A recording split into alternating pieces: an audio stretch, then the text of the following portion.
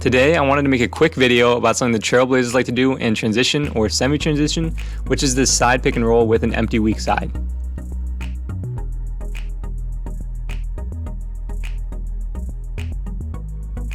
So in this first clip, we're going to see Avery Bradley come down and miss a shot, rebound by Jusuf Nurkic. So if we stop it right here, we can see that Norman Powell is going to be the first one down the floor.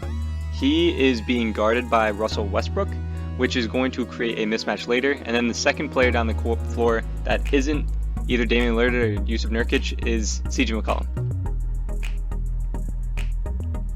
So Lillard is going to bring the ball up, and generally what guards are taught when they're coming down in transition is to get wide and deep unless they have a layup or a dunk. So what Norman Powell is going to do is he's going to go deep into the corner, and then the next guy down the court is CJ McCollum. So since Norman Powell is the guy that's first on the court, the guy that was just guarding him, or that he was just guarding, is going to be guarding him on the other side, and that's going to be Russell Westbrook. So that's going to create something interesting when we see this side pick and roll, which Nurkic basically slips. He doesn't really set the screen, but since Damian Lillard is a ball handler, you have to play up to the level of the screen.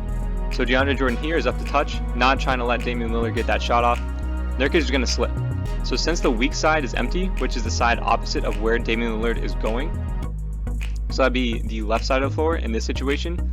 Since the weak side is empty, that means that the help or the tag has to come from the strong side, which is Russell Westbrook, who should be in further in this instance, but he's not. He's a little bit late. He probably should be half a step over, maybe like one foot inside the paint.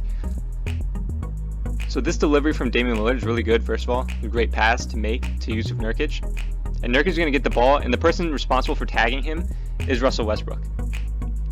So Russell Westbrook's 6'3", and Jusuf Nurkic is 7 feet tall, so this is going to create a layup for Jusuf Nurkic. So in this next clip, Damian Lillard is going to be the one to get the rebound, and watch Norman Powell right when Damian Lillard gets the rebound. He's going to start running to the opposite side of the floor of Damian Lillard. So Nurkic is here, and he's going to come set the screen. Look at where DeAndre Jordan is. He knows the screen is coming.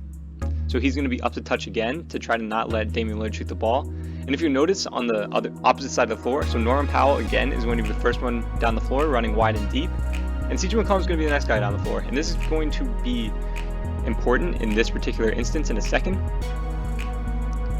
So this is the difference between Kent Bazemore and Russell Westbrook. First of all, Norman Powell isn't as deep yet, so his help responsibility is easier. But also, he already has 2 feet in the paint. He's ready to help. He knows what's coming. So he's going to meet Jusuf Nurkic outside the paint. But then the next player's responsibility is Avery Bradley.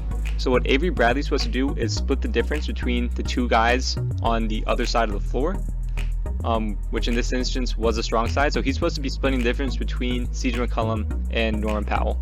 But right here, you can tell that he's a little bit closer to CJ McCollum than Norman Powell, which means that Norman Powell is open in this situation. So what a lot of guys normally do will sit in the corner and wait for the ball. But what Norman Powell does here is he recognizes that Avery Bradley isn't in a position to help. So he cuts to the rim to get a wide open dunk, which is a really smart play from him and a really good find from Jusuf Nurkic.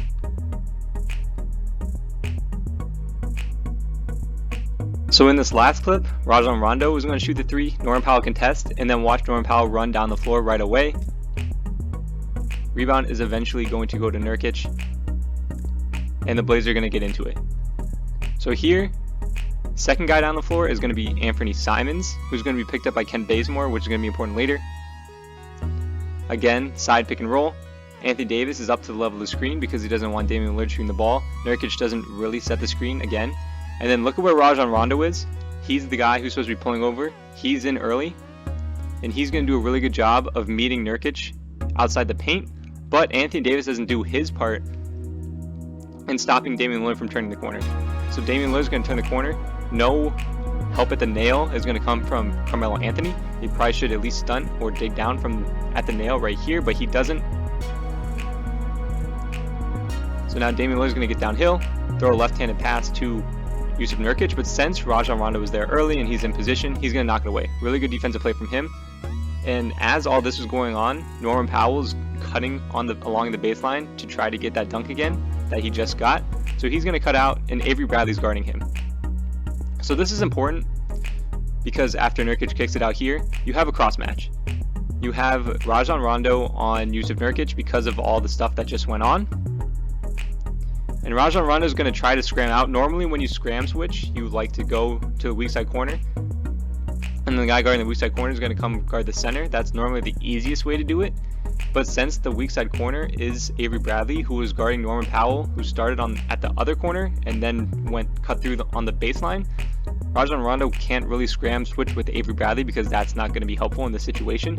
So he kind of loses position thinking about scram switching, but they don't. And then Yusuf Nurkic is going to end up getting a layup on Rajon Rondo.